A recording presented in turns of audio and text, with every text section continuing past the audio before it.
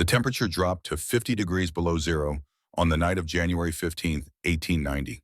Wind screamed across the Montana Valley at 60 miles per hour, driving snow so thick and fast that a man could lose sight of his own hand if he stretched it arm's length before his face. In the town of Elk Ridge, 14 people would die before dawn.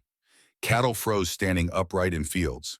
Roofs collapsed under the weight of snow that fell 3 feet deep in a single night.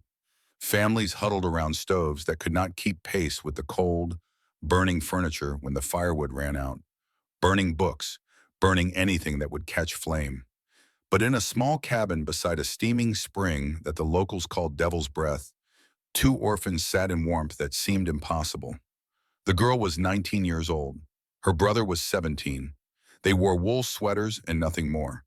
The cast-iron radiator beneath the frost-covered window ticked steadily, releasing heat that pushed back against the killing cold with patient, relentless force.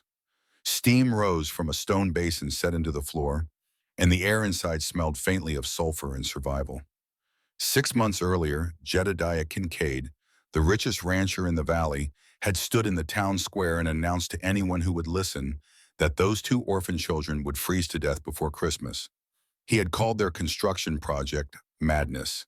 He had called the girl a fool. He had laughed until tears streamed down his weathered face. On this night, Jedediah Kincaid would crawl through the snow on hands and knees, his wife unconscious on his back, and beg that same girl to let him inside. But to understand how this came to be, we must go back to the summer of 1889, when two children with nothing but $8, an old horse, and a dead man's notebook rode into Elk Ridge looking for a place to call home. Linnea Thornburg remembered the fire. She remembered it the way you remember a nightmare that visits again and again across the years, each time losing some small detail while gaining sharper edges on the parts that hurt most. She had been 12 years old when the Helena textile mill caught flame in the early morning hours of a February day in 1882. Her father, Anders Thornburg, had been working the night shift alongside her mother, both of them immigrants from Stockholm who had crossed an ocean and half a continent chasing the promise that America made to people willing to work. The promise had been a lie, at least for them. The mill burned for 6 hours. 43 workers died, trapped behind doors that factory owners had locked to prevent theft. Anders and Marta Thornburg were among them.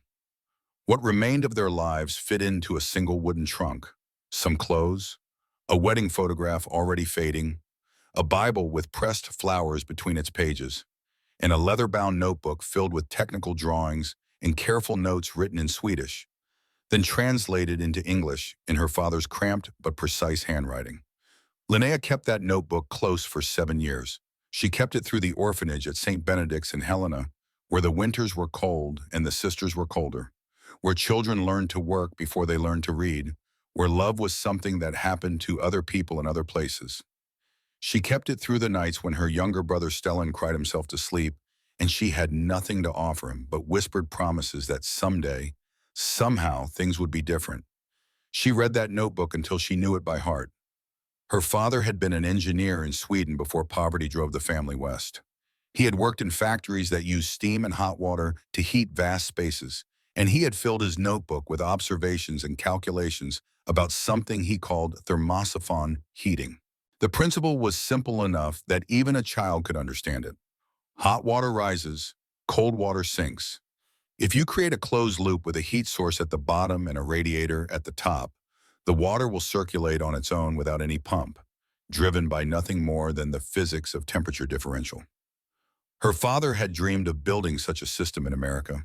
He had written about hot springs he had heard of in the Western Territories, places where water came up from the earth already heated to near boiling temperatures. He had calculated flow rates and pipe diameters and radiator specifications. He had drawn diagrams with measurements precise to the quarter inch. He had died before building any of it. Now Linnea was 19 years old, and the orphanage had no more room for her. The sisters had been clear about the rules. Children could stay until they reached adulthood. After that, they were expected to find positions as domestic servants or factory workers or wives. Stellan at 17 could remain for 2 more years. Linnea refused to leave him behind.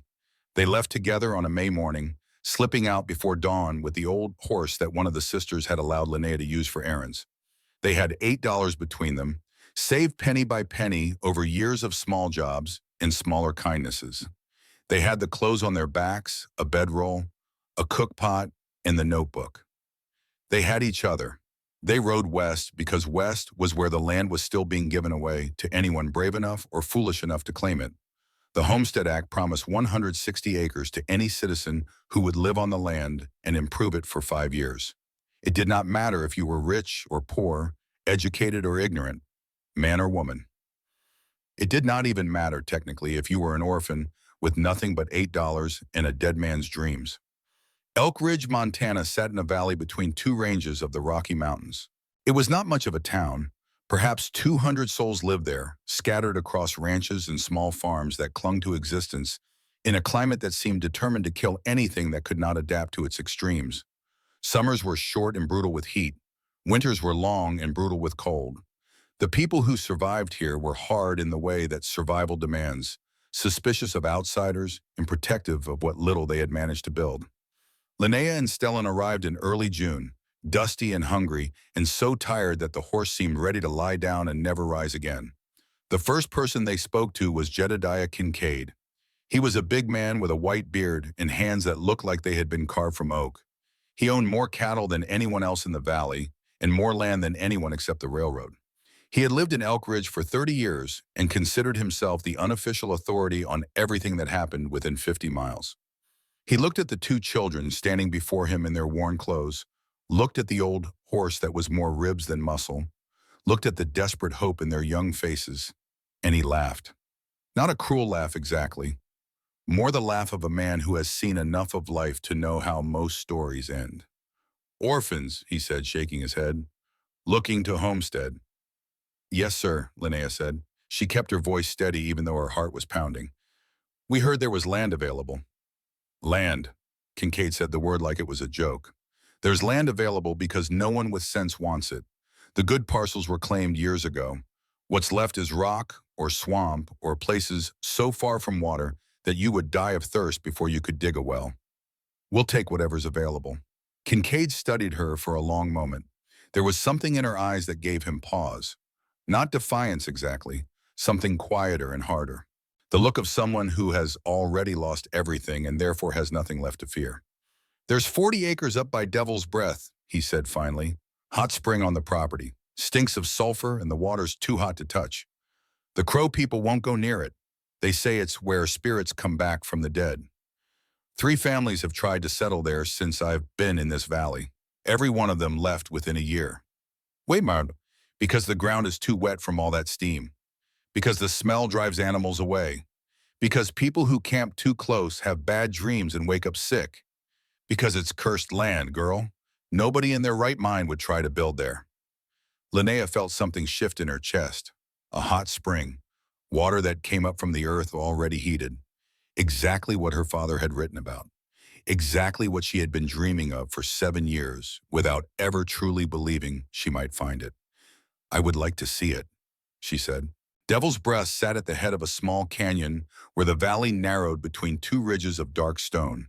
The spring itself emerged from a crack in the rock, bubbling up into a natural pool perhaps 10 feet across before overflowing into a stream that ran steaming down toward the main valley. The water was clear with a faint yellow tinge, and where it touched the air, clouds of vapor rose like the breath of something enormous sleeping just beneath the earth's surface. The smell hit them first. Sulfur, sharp and unmistakable, like eggs that had gone bad multiplied 1,000-fold. Stellan covered his nose and stepped back, but Linnea walked closer, feeling the warmth radiating from the pool, even from several feet away. She knelt at the edge and held her hand above the water. Heat rose against her palm, fierce and steady. She pulled out her manager's notebook and found the page where he had written about testing water temperature. She tore a small strip of paper and dropped it into the pool. It bobbed on the surface for a moment, then began to curl and soften as the heat worked on it, near boiling, just as the locals had said. She stood and looked around at the 40 acres that surrounded the spring.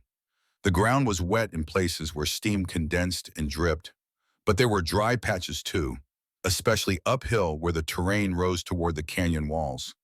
There was timber on the slopes, pine and spruce, straight and tall, perfect for building. There was flat ground near the spring where a cabin could sit, and there was heat, endless heat, rising from the earth day and night, summer and winter, asking nothing in return. Linnea, Stellan said quietly. He had the look of someone who very much wanted to get back on the horse and ride away. This place feels wrong. This place feels like salvation, she said. She opened the notebook to a diagram her father had drawn years ago in Stockholm, a simple cabin with a stone basin set into the floor, pipes running from the basin up the wall to a cast iron radiator, a return line dropping back down to complete the circuit, hot water rising, cool water falling, heat spreading through the room without any fire, without any fuel, without any work beyond the initial construction. Father knew, she said, more to herself than to her brother. He knew what a place like this could mean. Father is dead, Stellan said, not unkindly, and we don't know how to build any of the things in that notebook. Linnea looked at her brother. He was taller than her now, stronger, his shoulders already showing the breadth of the man he would become. But his eyes held the same fear she had seen in them for 7 years. The fear of someone who has learned that the world takes things away without warning or apology. Then we will learn, she said. They filed the homestead claim on the 1st of June, 1889. The clerk at the land office looked at them with something between pity and amusement, but he processed the paperwork without comment. 40 acres of land that no one else wanted, signed over to a 19-year-old girl and her 17-year-old brother. Word spread through Elk Ridge within hours. Jedediah Kincaid heard about it while having his morning coffee at the general store. He set down his cup and shook his head slowly, the way a man does when he witnesses something so foolish that it defies response. Those orphan children, he said to the men gathered around the stove. The ones from Helena, they've claimed devil's breath. Silence fell over the store. Then someone laughed, and soon everyone was laughing, the kind of laughter that releases tension because the alternative is too uncomfortable to contemplate. They'll be dead by Christmas, Kincaid said. Mark my words, building a cabin on cursed ground with no money and no experience and no sense. It would be funny if it wasn't going to be tragic. Dr. Cornelius Ashworth, the town's only physician, was present for this pronouncement. He was a thin man with spectacles and the permanent frown of someone who believed he was smarter than everyone around him. He had read books about geology and chemistry and physics, and he considered himself an expert on matters scientific. Even if they managed to build a structure, he said, adjusting his spectacles, the steam and moisture from that spring will rot the timbers within 2 years. The foundation will shift as the warm water destabilizes the ground. And the idea of using hot spring water for heating is physically impossible without pumps and pressure systems that don't exist outside of factories. You've heard about that? Kincaid asked. The girl was asking questions at the general store, wanted to know if anyone sold cast iron radiators, talked about pipes and water circulation and something called thermosyphon heating. Ashworth shook his head. Pseudoscience, the kind of nonsense you find in penny magazines. Water does not circulate on its own. It requires mechanical force. Pastor Ezra Whitfield, who had been listening from the corner, set down his Bible and joined the conversation. He was an older man with a face carved by years of prairie wind and a voice that could fill a church without apparent effort. The spring itself concerns me more than the construction, he said. The native peoples avoided that place for a reason. Water that boils up from the earth, smelling of brimstone and sulfur. In Scripture, such things are associated with the underworld. I worry for those children's souls. Worry for their bodies first, Kincaid said. Souls can wait for spring. Bodies freeze in winter. If you had asked Linnea Thornburg about the doubters and the mockers, she would have said that she did not have time to listen to them. The summer was short and the winter was coming, and every hour of daylight had to count. She and Stellan began with the foundation. Their father's notebook specified stone construction for any building meant to sit near water. Stone would not rot. Stone would not shift if the ground beneath it stayed damp. Stone would last for generations if it was laid properly. They spent the first 2 weeks hauling rocks from the creek bed a quarter-mile away. Flat stones for the foundation walls, round stones to break apart and fit together. heavy stones that made their arms ache and their backs scream for rest. They worked from dawn until dark, stopping only to eat whatever they could catch or gather, sleeping under a canvas stretched between two trees because they did not yet have walls to shelter them. The foundation rose slowly, course by course. Linnea had never laid stone before, but her father's notebook included diagrams of foundation construction, and she followed them with the precision of someone who understood that mistakes could not be afforded. Each stone had to be fitted tightly against its neighbors. Gaps had to be filled with smaller stones and packed with clay dug from the creek bank. The walls had to be level, checked and rechecked, with a string stretched taut and a weight hanging from it. By the end of June, they had a foundation 2 feet high, surrounding a rectangle 18 feet wide by 24 feet deep. The clay had dried and hardened in the summer heat, and when Linnea pressed against the walls, they did not shift or settle. It was on the last day of June that they found Odin. Stellan heard him first, a high whimpering sound coming from the brush near the creek, so faint that it might have been a bird or the wind if not for its rhythm. He followed the sound and found a puppy, perhaps 3 months old, huddled beneath a fallen log.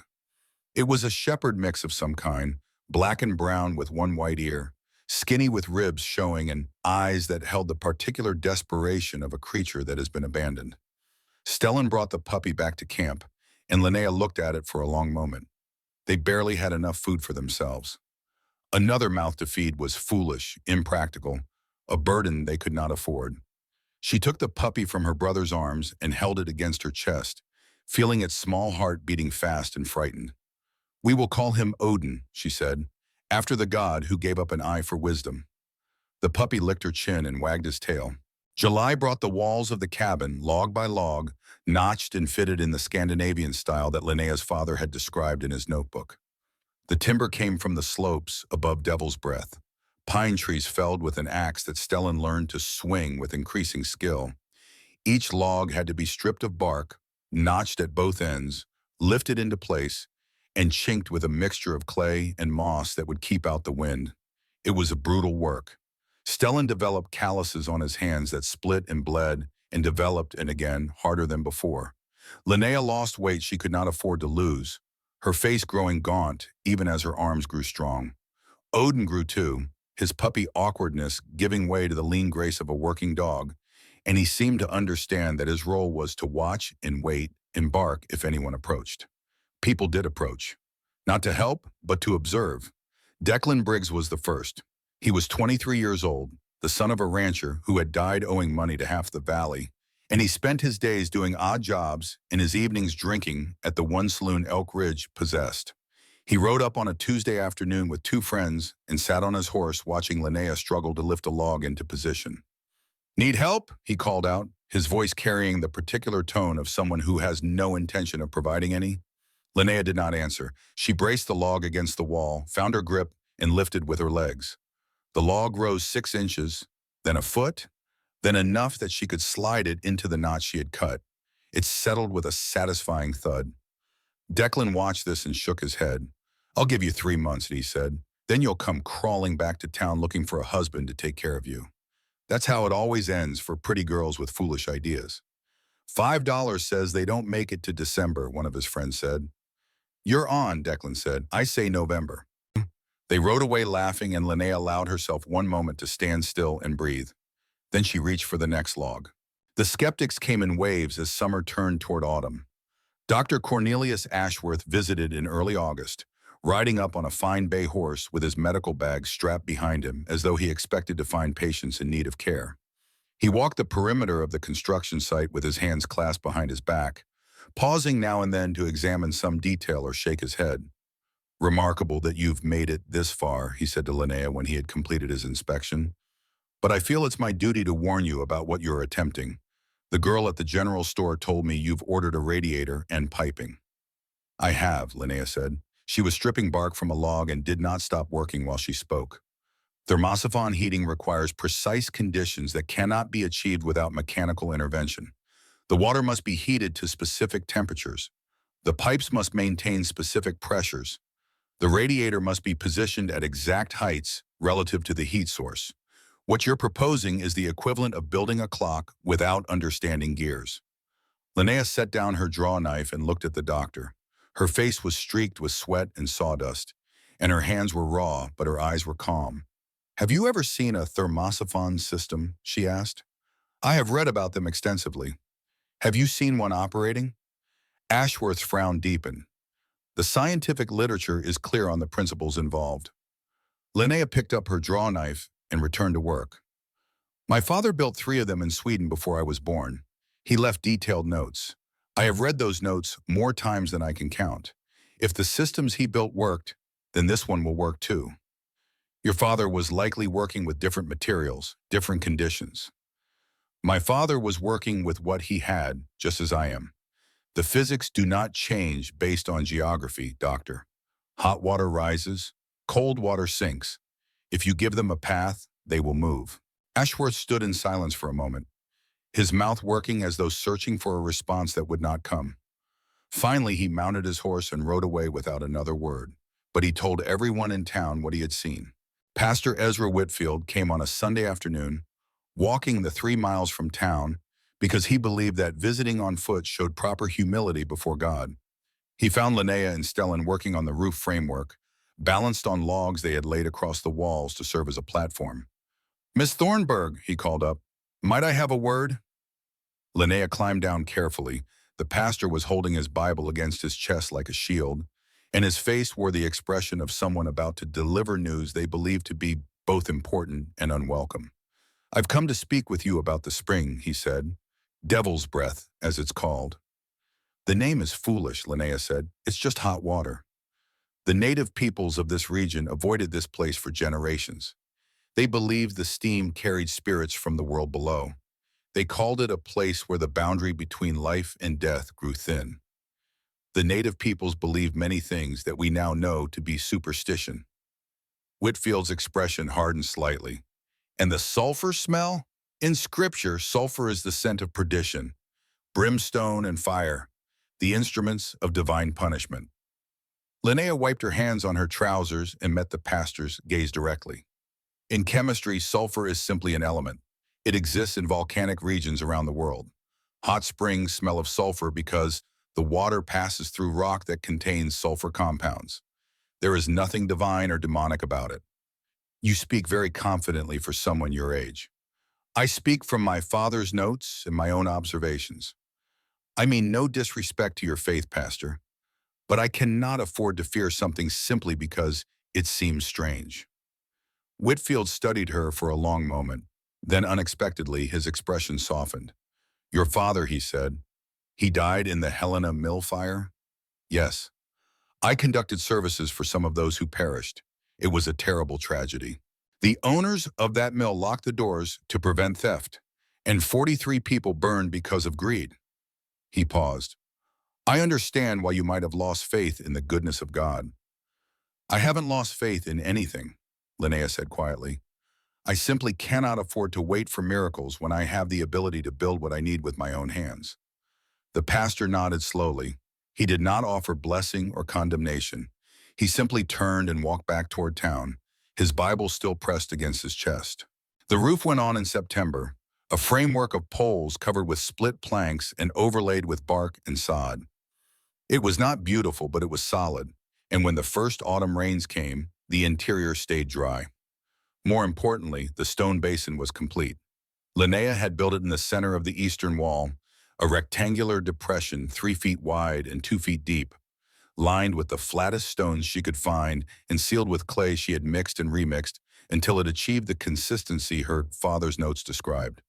The basin sat directly over the spot where the hot springs flow was strongest, channeled through a trench she had dug from the main pool to the cabin's foundation. Water flowed into the basin at a rate of approximately 3 gallons per minute, hot enough that steam rose constantly from its surface.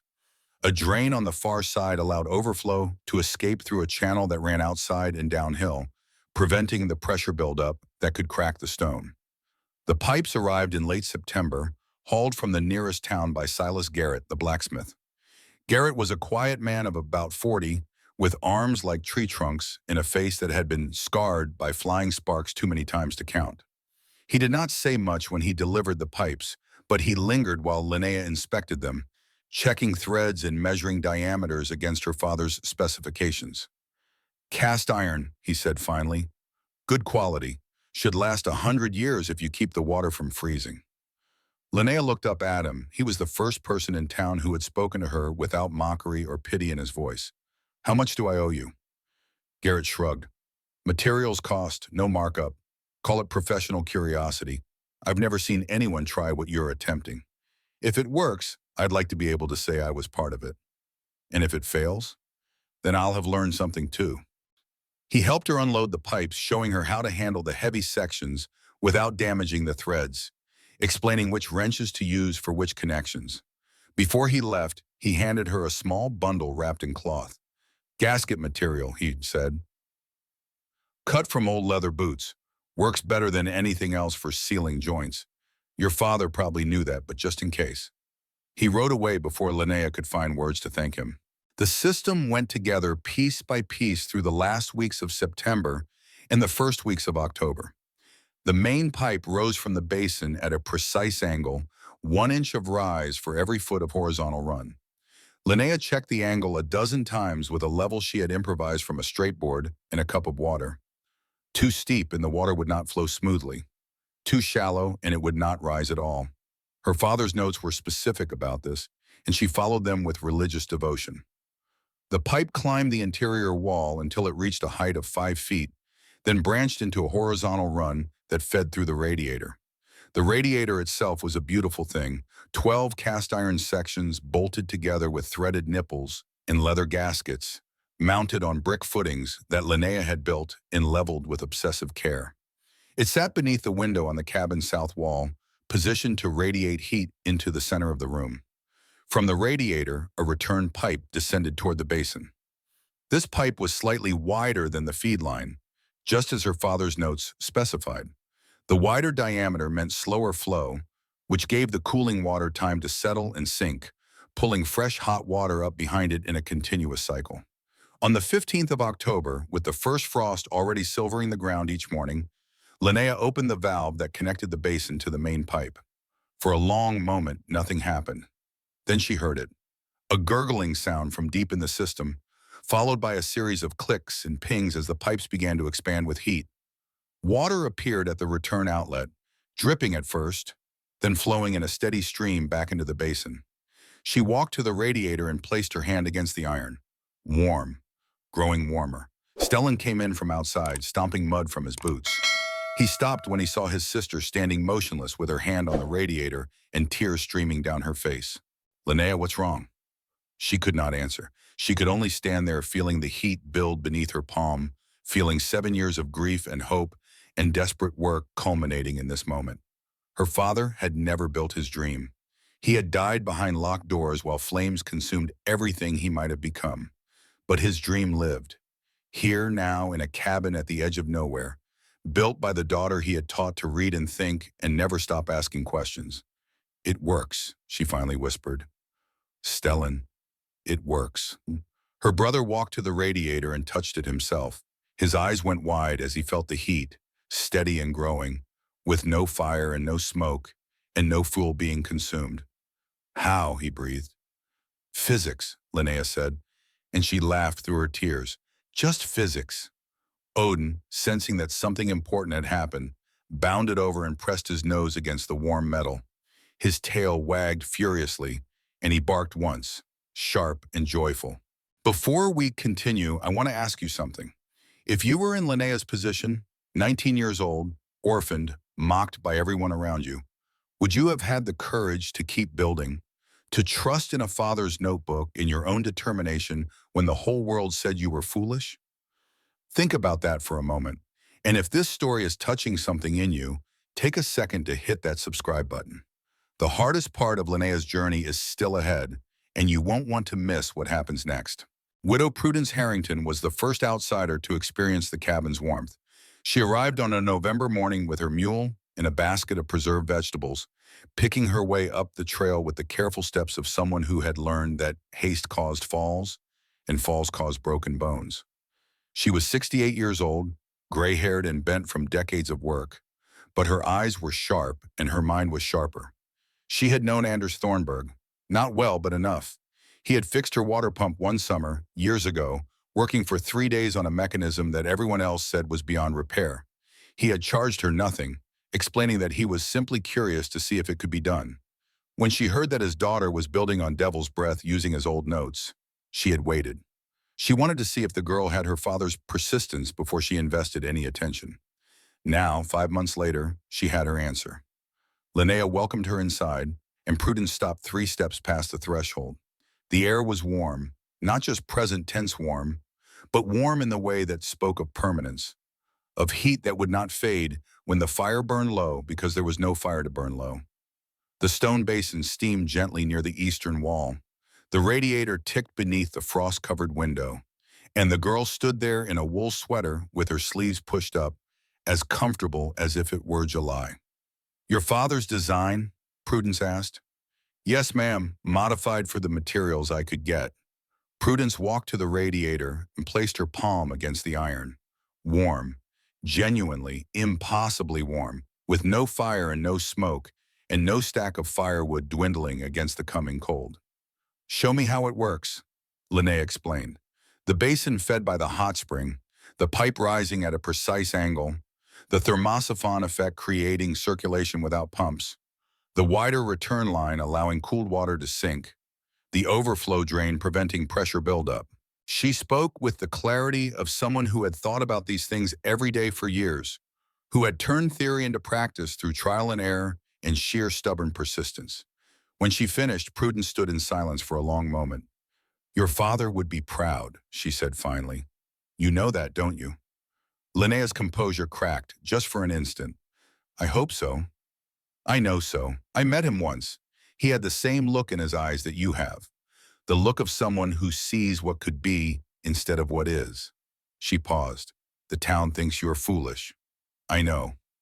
The town is wrong."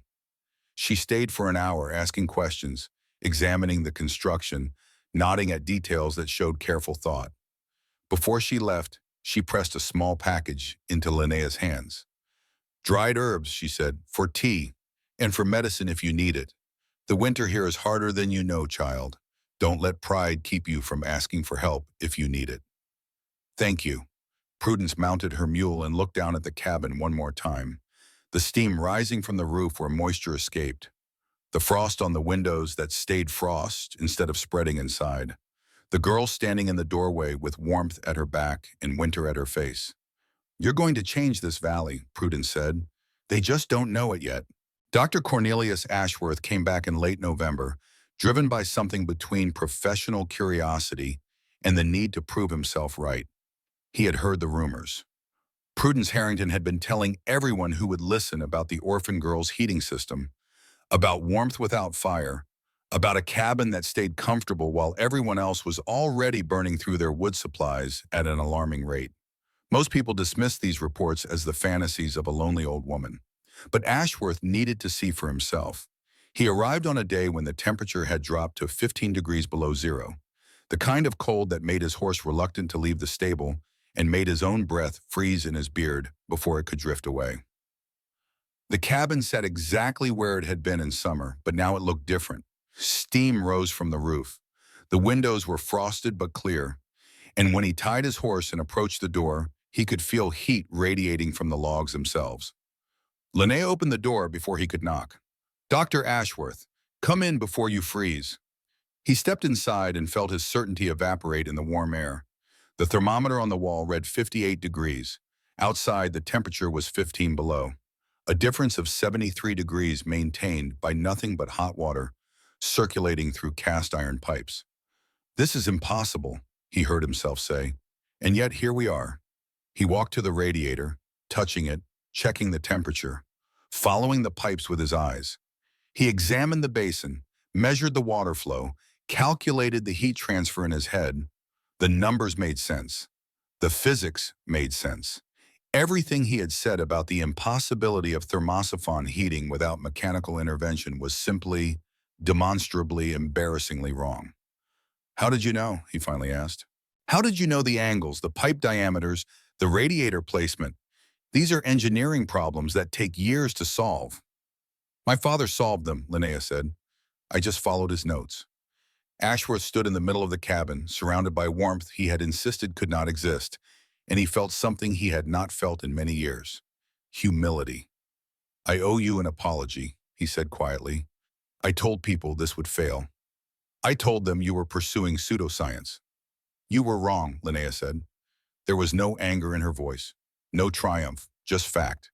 "I was wrong," he paused. "May I make some measurements? I would like to document this properly, for scientific purposes." "Of course." But before he left, after he had filled a notebook with observations and calculations, he turned back at the door. "It still might fail," he said.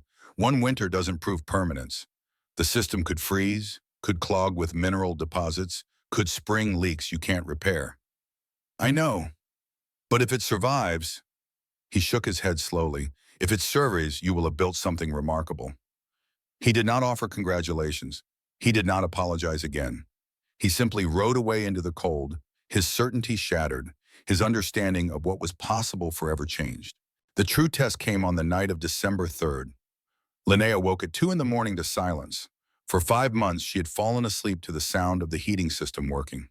The gurgle of water in the pipes, the steady ticking of metal expanding and contracting with heat, the gentle rush of the overflow drain carrying excess water outside. These sounds had become the heartbeat of the cabin, so constant that she no longer consciously heard them. Now they were gone. She was out of bed before full consciousness arrived, her feet hitting the cold floor, her hand reaching for the lantern. Stellan was sick, had been sick for 2 days with a fever that made him shiver even under piles of blankets. He needed the warmth more than anyone. The radiator was cool to the touch. Not cold, but cooling, the heat draining away faster than the system could replace it. She followed the pipes with the lantern, checking each joint, each connection. The basin was still hot, steam rising from its surface. The main pipe was warm near the basin, cooler as it rose. Somewhere between the basin and the radiator, the flow had stopped. The return pipe, the section that ran along the exterior wall, the wall that faced northwest, the wall that caught the worst of the winter wind. She pulled on her coat and boots, wrapped a scarf around her face, and went outside into cold so bitter that it felt like needles driving into every exposed inch of skin. The temperature was 35 degrees below zero. The wind was blowing hard enough to cut through her coat like it wasn't there. The stars overhead were sharp and crystalline, the sky clear in the way that only happened when the air itself was freezing. She found the problem in the corner where the return pipe passed closest to the exterior. Ice had formed inside the pipe, narrowing the passage, slowing the flow, and now blocking it entirely. If she didn't clear it soon, the ice would expand and crack the cast iron, and she would lose the entire system. Her father's notebook had not included instructions for this scenario. He had built his systems in Sweden, where hot springs did not exist, and cold weather meant something quite different. She had to figure this out herself. She worked by lantern light, her fingers going numb within minutes despite the gloves she wore. First, she packed snow around the frozen section, using it as insulation to slow the heat loss before she could reverse it. Then she built a small fire in a tin bucket with holes punched in the bottom, positioning it beneath the pipe where she could control the heat. It was dangerous work, fire next to a wooden structure in winter. But careful was better than dead, and dead was what they would be if she couldn't get the system working again. An hour passed, 2 hours. The cold crept through her clothing layer by layer, stealing feeling from her fingers, then her hands, then her arms. Her breath froze on the scarf and formed a layer of ice against her face. Every few minutes, she had to stop and tuck her hands under her arms, pressing them against her body, trying to keep enough feeling to continue working. Finally, she heard it, a sharp crack from inside the pipe, the sound of ice breaking. She held her breath, waiting to see if it was ice fracturing or iron failing. Water began to flow, sluggish at first, then faster as the passage cleared. The pipe warmed beneath her hand. The system was alive again. She wrapped the section with double insulation, 2 blankets, and an extra layer of boards, then stumbled back inside. Stellan was awake, standing by the door with a blanket around his shoulders, his face pale and worried. "Is it fixed?" "It's fixed." She collapsed into the chair by the radiator, which was already beginning to tick again as hot water returned. Her hands were shaking, her face was raw from cold, and 2 of her fingers, the smallest ones on her left hand, had no feeling at all. By morning, those fingers would be dead. Prudence Harrington arrived 3 days later with news of frostbite remedies and the skills to apply them. But there was nothing to be done for the two smallest fingers. The tissue had frozen solid, died, and would eventually have to be removed. Linnea bore this with the same quiet determination she had shown for everything else. 2 fingers was a price she could pay. 2 fingers was nothing compared to losing the system, losing the cabin, losing her brother to the cold. "You could have died," Prudence said as she bandaged the damaged hand. "Going out in that temperature, working with metal that cold. You could have frozen solid before morning." "Then I would have died trying," Linnea said. "That's better than dying waiting." Prudence looked at her for a long moment, then nodded slowly. "You really are your father's daughter. I need to pause here and ask you something important." Linnea nearly died saving a heating system that everyone said was impossible. She lost 2 fingers to frostbite. She kept going anyway. But the worst is still coming. The greatest blizzard in Montana history is about to arrive, and everything Linnea has built will be tested like never before. Before we continue, please take a moment to like this video and share it with someone who needs to hear a story about perseverance. And now let's see what happens next. January brought cold that made December seem mild. The temperature dropped to 20 below, then 30 below, then 40 below, and kept dropping. The sky turned a strange yellow-gray color that the old-timers recognized and feared. Cattle huddled together in whatever shelter they could find. Wild animals disappeared into burrows and caves. The creek froze so solid that you could drive a wagon across it without leaving a mark. Prudence Harrington walked the 3 miles to Linnea's cabin in the middle of the month, her breath forming icicles on her scarf, her joints aching with the kind of pain that only the very cold and the very old understand. "Something bad is coming," she said when Linnea opened the door. "I can feel it in my bones. The sky is wrong. The animals are wrong. This is going to be worse than anything we've seen." "How much worse?" "Worse than 73. Worse than 81. She paused. "Maybe worse than anything." That night, the earth shook. It was not a major earthquake, just a tremor that rattled dishes and sent dust sifting down from the rafters. But when Linnea checked the basin the next morning, the water was flowing twice as fast as before. The spring had shifted. Some crack deep in the earth had widened, releasing more heat, more water, more of whatever geological force had been creating this hot spring for thousands of years. The cabin flooded within hours. Water poured from the basin faster than the overflow drain could handle, spreading across the floor in a hot sheet that turned the air thick with humidity. Linnea worked for 2 days straight, barely sleeping, widening the drainage channel, adjusting the valve that fed the main pipe, learning the new rhythm of a spring that gave more heat than before. By the time she had the system stabilized, she understood something she had not fully grasped before. The hot spring was not just water. It was a connection to something vast and powerful, something that lived deep beneath the earth and had been there since before humans existed. The earthquake had been a reminder that she was building her life on forces she could not control, only adapt to. But adapt she did. And by the time the blizzard arrived, her system was running better than ever. The increased flow providing more heat, the cabin warmer than it had ever been. The Great Blizzard of 1890 began on January 12th. It started like any other winter storm, snow falling steadily in the morning, wind picking up by afternoon, visibility dropping as night approached. Linnea watched through the frosted window and saw nothing unusual, nothing to suggest that this storm would be different from the dozen others they had survived since October. By midnight, she knew she was wrong. The wind rose to speeds she had never heard before, a continuous howl that sounded like a train passing directly overhead and never stopping. Snow fell not downward but sideways, driven so hard that it penetrated cracks she had not known existed, piling against the walls in drifts that grew taller by the hour. The temperature plummeted from 10 below to 20 below to 30 below and kept falling. By dawn of the second day, the temperature was 40 below zero and the snow was still falling. By dawn of the third day, it was 45 below and visibility was down to zero. By dawn of the fifth day, the temperature had reached 47 degrees below zero, and the wind was still howling and the snow was still falling, and somewhere in the distance, Linnea could hear trees cracking and falling under the weight of ice and the force of wind. Inside the cabin, the radiator ticked steadily. The temperature held at 62 degrees.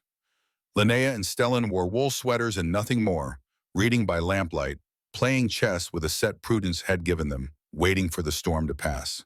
Odin lay by the radiator, his ears twitching at each particularly loud gust, his eyes following Linnea whenever she moved across the room.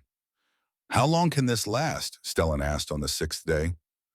"I don't know," Linnea admitted. "The storms in '83 lasted a week. The old-timers talk about one in '73 that lasted 9 days. What about our food? We have enough for another 2 weeks if we're careful. The root cellar is full. The spring gives us water." "What about everyone else?" Linnea did not answer. She had been thinking about everyone else since the storm began. The families in town with their wood-burning stoves and their limited supplies. The ranchers scattered across the valley with their cattle and their hopes and their stubborn independence. The children who had never known cold like this, who had no frame of reference for what was happening outside their windows. She thought about Jedediah Kincaid, who had laughed at her and called her a fool. She thought about Dr. Ashworth, who had insisted her system was impossible. She thought about Pastor Whitfield, who had worried about her soul. She wondered how many of them were still alive. On the 8th night of the blizzard, someone knocked on the door. The sound was so unexpected that Linnea thought at first she had imagined it. Who could possibly be outside in this? Who could have made it through miles of snow and wind and killing cold to reach this cabin at the edge of nowhere? The knock came again, weaker this time. She opened the door and found Jedediah Kincaid standing in the snow, his face white with frostbite, his wife unconscious across his shoulders. "Please," he said. His voice was a whisper, all the strength gone out of it. "Our house collapsed. The roof couldn't take the weight. Cordelia, she's not waking up. Please, you have to help us." Linnea stood in the doorway for a moment that seemed to stretch into eternity. This was the man who had laughed at her, who had predicted her death, who had called her a fool in front of the entire town and taken pleasure in doing so. And now he was begging at her door, his wife dying in his arms, his pride stripped away by the simple need to survive. Stellan appeared beside her, his face hard with old anger. "He said we would die," her brother said quietly. "He laughed at us." "I know. He told everyone we were fools." "I know." Linnea looked at Jedediah Kincaid, at the terror in his eyes, at his wife's slack face, at the snow swirling behind him like a wall of white death. "Open the door wider," she said. They carried Cordelia Kincaid inside and laid her by the radiator. Linnea checked her pulse, her breathing, the color of her skin. She was alive, but barely, her body temperature dangerously low. "Strip off her wet clothes," Linnea ordered. "Wrap her in blankets, as many as we have. Stellan, heat water for tea. We need to warm her from the inside." They worked through the night, taking turns monitoring Cordelia's condition, feeding the radiator's warmth into her frozen body 1 degree at a time. Jedediah sat in the corner, his own frostbite untreated, watching his wife with the eyes of a man who has discovered that everything he believed about the world was wrong. Just before dawn, Cordelia opened her eyes. "Where?" she whispered. "You're safe," Linnea said. "You're in my cabin. You're going to be all right." Cordelia looked around at the warm room, at the steam rising from the basin, at the radiator ticking steadily beneath the window. Her eyes found Linnea's face and held there. "They said you were a fool," she whispered. "They were wrong." The knocking did not stop. Over the next 3 days, as the blizzard raged on, people came to Linnea's door in ones and twos and small groups. The Briggs family, 5 of them, their house destroyed by a tree that fell through the roof. Dr. Cornelius Ashworth, alone, his wife dead of exposure when she went to check on the horses. Pastor Ezra Whitfield and 3 families from his congregation. The church roof collapsed under the weight of snow. By the morning of the 11th at MMA, 23 people were crowded into a cabin built for 2. They sat on the floor, on the beds, on makeshift benches made from firewood. They shared what food remained, rationed out in portions that would have seemed insulting a week before, and now seemed generous. They passed around cups of tea heated by the endless warmth of the spring, and they listened as Linnea explained how the system worked. "Hot water rises," she said, pointing to the pipes. "Cold water sinks. If you create a path for them to mow, they will circulate forever, carrying heat from the source to wherever you need it. No pumps, no fuel, just physics." Your father taught you this? Someone asked.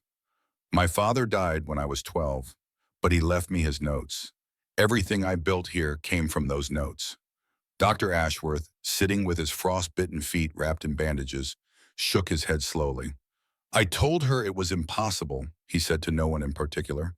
I told everyone in town that thermosophon heating couldn't work without mechanical systems. I said she was pursuing pseudoscience. He looked up at Linnea. I was wrong. We were all wrong. Pastor Whitfield, who had warned about the devil's breath and the dangers of living too close to brimstone, rose slowly to his feet. I called this spring evil, he said. I thought the steam was something demonic. But tonight, watching a baby born in warmth while the world froze outside, I have reconsidered. He paused. Perhaps the Lord works through many instruments. Perhaps even through a 19-year-old orphan girl and her father's notebook. A baby had indeed been born. One of the women from the pastor's congregation had gone into labor on the third night, weeks early, likely triggered by the stress of the storm. Prudence Harrington, who had arrived before the worst of the blizzard, had served as midwife. The baby girl came into the world screaming and healthy, and her mother, weeping with relief, had named her Hope. The blizzard ended on the morning of the 12th day. The wind died, the snow stopped falling, the clouds parted to reveal a sky so blue it hurt to look at, and the survivors of Elk Ridge, Montana, stepped outside to see what the storm had left behind. The destruction was total. Half the buildings in town were damaged or destroyed. Cattle lay dead in fields, frozen in place where they had huddled for warmth that never came. Trees were down everywhere, torn up by their roots or snapped in half by the weight of ice. The road to the next town was buried under drifts 20 feet deep. 14 people had died. Some had frozen in their homes when the firewood ran out. Some had ventured outside for supplies and never returned. One family of 4 had simply disappeared, their cabin standing empty with the door still locked from inside. 23 people had survived in Linnea Thornburg's cabin. Not one of them had suffered serious injury beyond frostbite. Not one had gone hungry or cold. Not one had spent a single moment wondering whether they would live through the night. Jedediah Kincaid stood in the snow outside the cabin, looking at the destruction that had been visited on everything he had built over 30 years. His cattle were dead. His barn was collapsed. His house was buried under snow so deep that only the chimney showed. But he was alive. His wife was alive, because a 19-year-old orphan girl had opened her door. This is a moment I want you to really take in. 23 people survived the worst blizzard in Montana history because one young woman refused to give up on her father's dream. The same people who mocked her, who called her a fool, who predicted her death, were saved by her courage and her willingness to help even those who had hurt her. If that doesn't move you, I don't know what will. Before we see what happens next, please take a moment to leave a comment sharing your thoughts. And if you haven't already, please subscribe and turn on notifications. The final part of this story is about to begin. The spring of 1890 brought rebuilding and reckoning. Jedediah Kincaid paid for the materials to repair every damaged building in Elk Ridge. He told no one, but everyone knew. It was his penance, his way of acknowledging that his pride had nearly cost lives and his debt to Linnea could never be fully repaid. He came to her cabin on a morning in March when the snow was melting and the first hints of green were appearing on the southern slopes. He stood at her door with his hat in his hands, the posture of a man who has learned humility the hardest way possible. Miss Thornburg, he said formally, I have come to apologize. Linnea stood in the doorway, her left hand with its missing fingers visible, her face calm. You already apologized during the storm. That was desperation. This is something else. He paused, searching for words that did not come easily. I have lived in this valley for 30 years. I thought I knew everything worth knowing about survival here, about what works and what doesn't, about who deserves respect and who doesn't. He looked up at her, and his eyes were wet. I called you a fool while you were building the only thing that could save us. I laughed at you in front of the whole town. I bet money that you would die. His voice cracked. And when I came crawling to your door and with my wife dying in my arms, you let me in anyway. You saved her life. You saved all our lives. Mr. Kincaid, let me finish. Please. He took a breath. I was wrong, not just wrong about your heating system, wrong about you, wrong about what kind of person deserves respect, Wrong about everything that matters. He held out his hand. I hope someday you can forgive me. But even if you can't, I want you to know that I understand now. And I will spend the rest of my life trying to be worthy of the mercy you showed us. Linnea looked at his outstretched hand. This was the man who had represented everything that was cruel about her new home. Every skeptic and mocker and doubter combined into one laughing face. And now he was standing before her, humbled and sincere, asking for forgiveness he did not expect to receive. She took his hand. Everyone makes mistakes, she said. What matters is what you do next. By summer, the first new heating systems were being built across the valley. Not everyone had access to hot springs, of course, but Linnea's success had inspired others to think differently about survival. Jedediah Kincaid funded the construction of a community building in town with a central heating system, using a large wood-burning boiler and radiator circuits that mimicked the thermosophon principle. Dr. Ashworth wrote a paper documenting Linnea's system and sent it to the Montana State University, where it sparked interest among engineering professors. Declan Briggs, the young man who had bet against Linnea's survival, became her first formal student. He arrived at her cabin one morning with his hat literally in his hands, his face red with embarrassment. "Miss Thornburg," he said, "I said some things last year that I'm ashamed of. I bet money you would fail. I laughed at you with my friends. I remember. I was young and stupid. I thought I knew how the world worked." He looked at the cabin, at the steam rising from the roof, at the evidence of everything he had refused to believe. "I don't know anything, but I'd like to learn." Linnea studied him for a long moment. He was only 4 years older than her, but in that moment, he seemed like a child asking permission to grow up. "Learning starts with hauling rocks," she said. "Are you willing to do that?" "Yes, ma'am." "Then we begin tomorrow." By the end of the year, 3 more cabins in the valley were using hot spring heating, built under Linnea's guidance with techniques adapted from her father's notebook. Each one was slightly different, modified for local conditions and available materials. But each one worked. Each one kept a family warm through the winter without burning a single cord of wood. 5 years passed. Linnea Thornburg married Silas Garrett, the blacksmith who had sold her pipes at cost and helped her when no one else would. It was a quiet wedding held in the cabin she had built, with Prudence Harrington as witness and Odin lying by the radiator, watching the proceedings with patient eyes. Stellan had grown into a man by then, broad-shouldered and capable, respected throughout the valley as someone who could fix anything mechanical. He had no formal education, no engineering degree, but he had something better. He had learned from his sister, from their father's notebook, from the trial and error of survival. 15 cabins across the valley now used thermosophon heating systems of various designs. Elk Ridge had become known as the warmest valley in Montana, a place where winter was something to be managed rather than feared. In 1903, Odin died. He was 14 years old, ancient for a dog, and he passed quietly in his sleep, curled up in his favorite spot by the radiator. Linnea buried him on the hill overlooking Devil's Breath with a stone marker carved by Silas that read simply, "Odin, faithful companion, 1889 to 1903. She stood by that grave for a long time after the burial was complete, remembering the day she had found him as a starving puppy beneath a fallen log.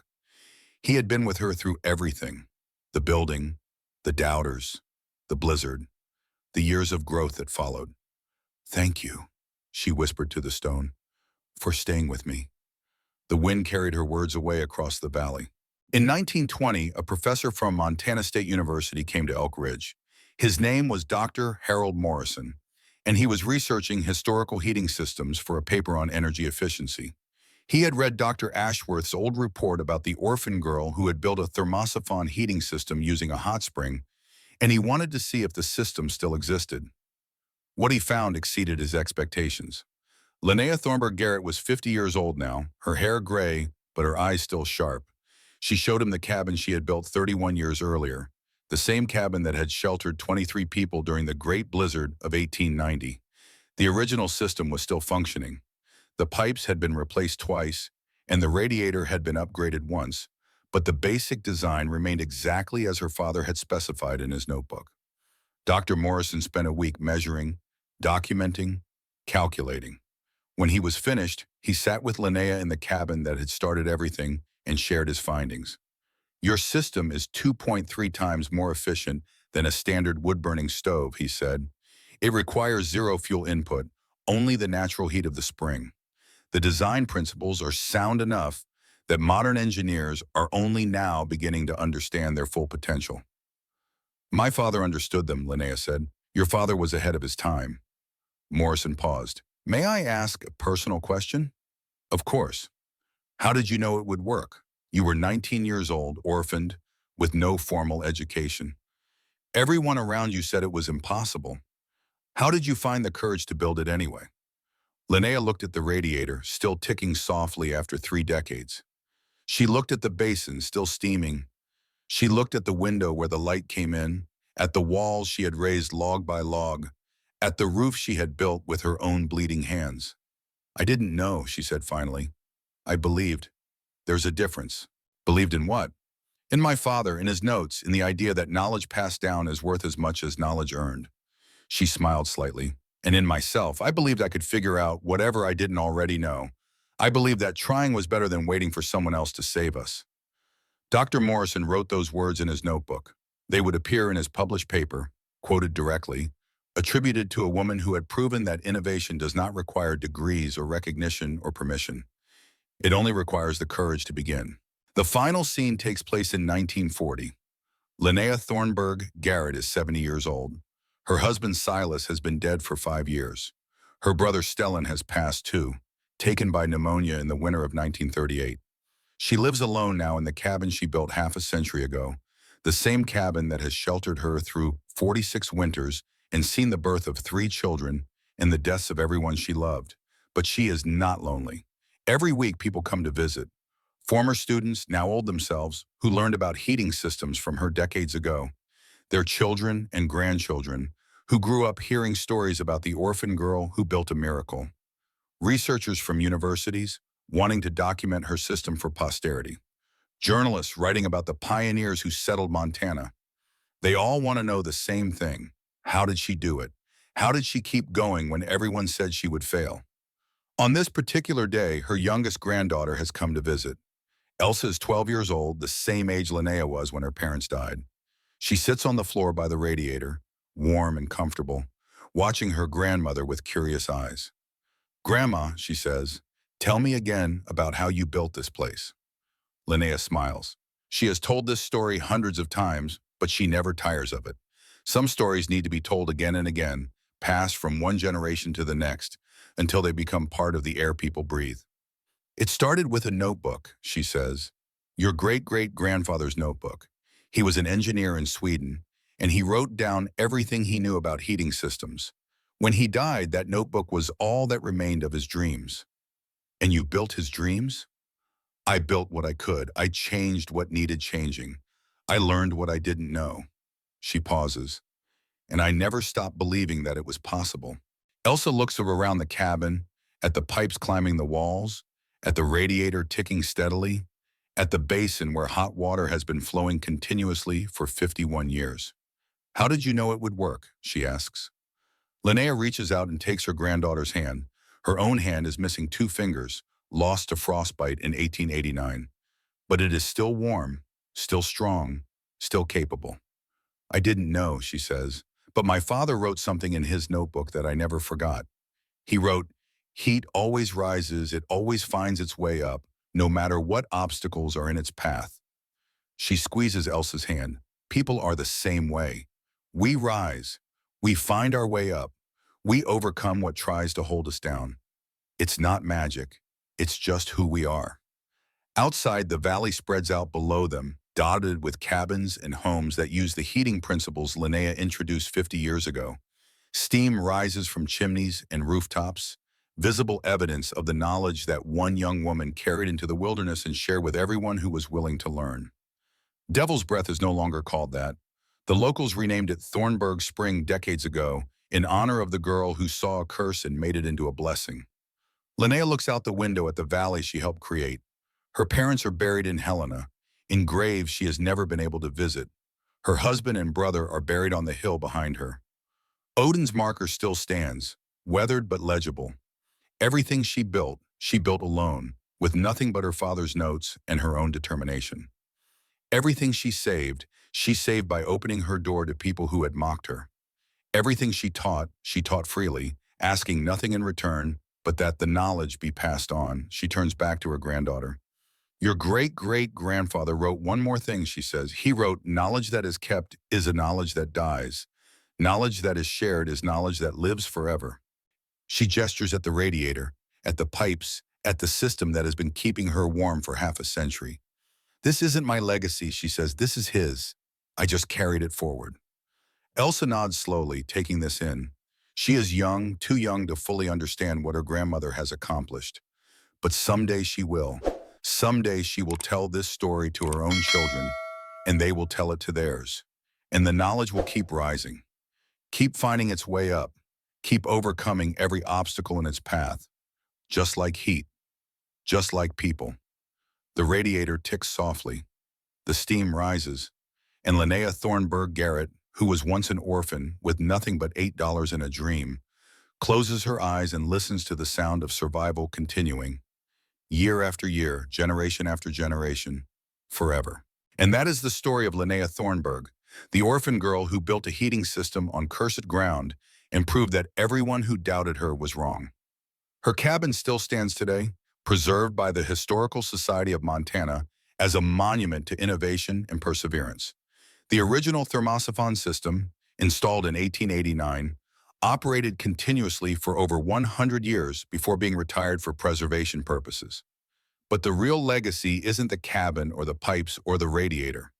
The real legacy is the lesson Linnea taught everyone who would listen, that knowledge is meant to be shared, that obstacles are meant to be overcome, and that even the most impossible dreams can come true if you have the courage to begin. If this story moved you, please share it with someone who needs to hear it. And if you'd like to hear more stories about ordinary people who did extraordinary things, please subscribe to this channel and turn on notifications. Thank you for listening, and remember, heat always rises, and so do we.